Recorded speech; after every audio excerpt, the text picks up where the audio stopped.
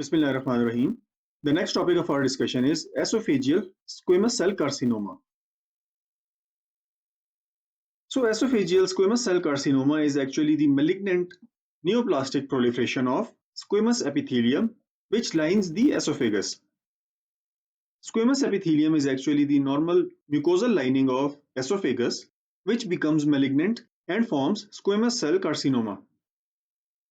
The squamous cell carcinoma of the esophagus is more common in the males rather than the females, the ratio being 4:1. The risk factors of esophageal squamous cell carcinoma includes excessive alcohol consumption, tobacco smoking, and achalasia. Achalasia means partial obstruction of the esophagus due to increased tone of lower esophageal sphincter. Plummer-Vinson syndrome also increases the risk of squamous cell carcinoma. Plummer-Vinson syndrome is typically characterized by the triad of iron deficiency anemia, formation of esophageal webs, and dysphagia. Moreover, the excessive consumption of hot beverages such as coffee, green tea, and even the drinking water results in an increased risk of squamous cell carcinoma. This factor is more prominent in the Asian countries such as China and Hong Kong. Moreover, excessive and repeated radiation exposure also increases the risk. And in high incidence areas such as China, Hong Kong, Brazil, Iran, and South Africa, human papillomavirus infection is also associated with squamous cell carcinoma. The human papillomavirus infection is not commonly present in the areas of less prevalence.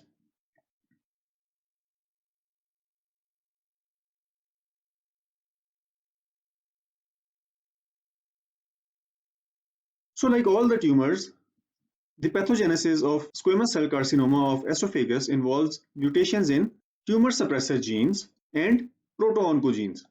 The tumor suppressor genes include p53 gene and p16 gene. These genes under normal conditions inhibit the cell growth and keep the cell proliferation and cell division under a check. So these tumor suppressor genes undergo a loss of function mutations. Therefore, the check against uncontrolled growth is lost, which results in increased and uncontrolled growth of the squamous cells. Moreover, the proto-oncogenes include SOX2 gene, which is a transcription factor gene, and cyclin D1 gene. These genes increase the cell growth and cell proliferation under normal conditions.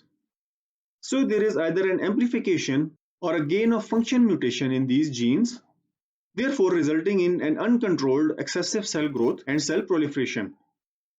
So the mutations in the tumor suppressor genes and proto-oncogenes both play a role in increased and unnecessary growth of the squamous cells, resulting in squamous cell carcinoma.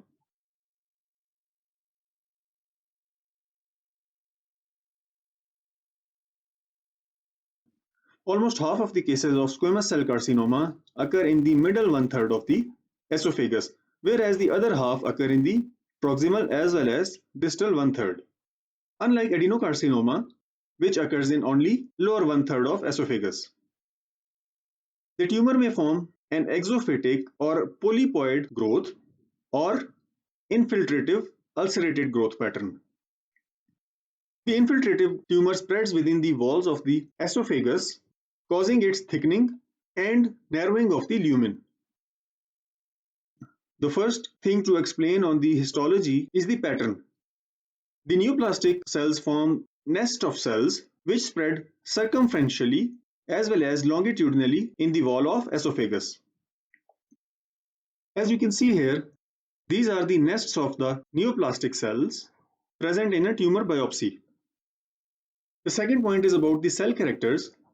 The neoplastic cells are either moderately or well differentiated cells, which means they resemble the squamous cells. Rarely, other forms of the cells, such as spindle cells, might also be present in squamous cell carcinoma of esophagus. The third point is about the mitotic bodies, which are abundant in a malignant tumor.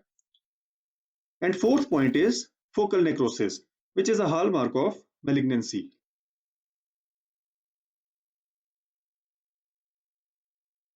So esophageal squamous cell carcinoma metastasizes through lymphatics The tumor present in the upper one-third of the esophagus metastasizes to most commonly cervical lymph nodes present in the neck, whereas the tumor of the middle one-third of esophagus metastasizes to mediastinal and tracheobronchial lymph nodes present in the chest, whereas the tumors of the lower one-third of esophagus metastasize to gastric and celiac nodes which are present around the stomach.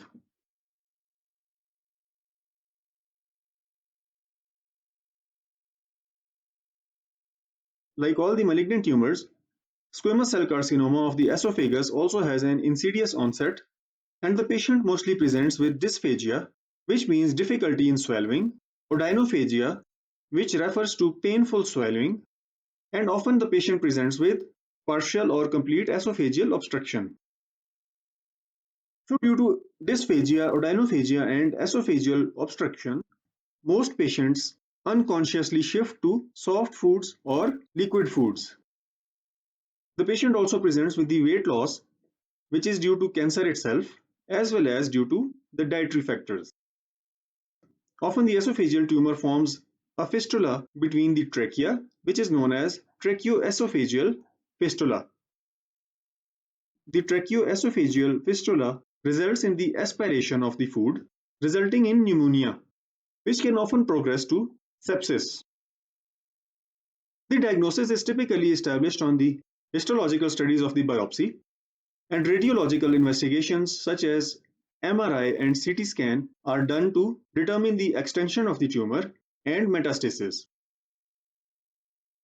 The prognosis in case of superficial carcinoma is good, which means the tumor is limited to mucosa and submucosa.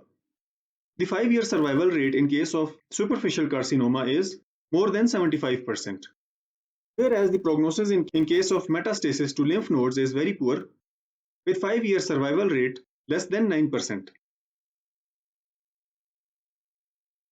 So this brings us to the end of discussion about squamous cell carcinoma of esophagus. If you have any questions, do let us know in the comment section. Thank you.